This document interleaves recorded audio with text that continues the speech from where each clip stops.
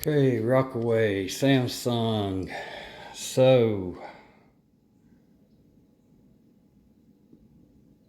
let's see what it's. Alright, so minus 268, but the actual temperature is 48 and 68.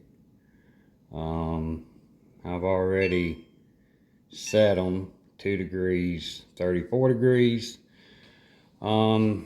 So what happened here is somebody was either messing with the button panel or cleaning it. Anyways, they made it go into demo mode, which means it was set up as a demo, just like as if it was at the store. Display will come on, compressor will not run. So when this happens, you've got to hold down this button and this button, energy saving power, for 8 seconds, and it resets the refrigerator and takes it off of demo mode.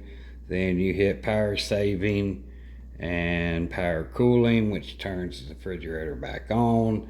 Then reset your temperatures and everything's good to go. So it is now cooling.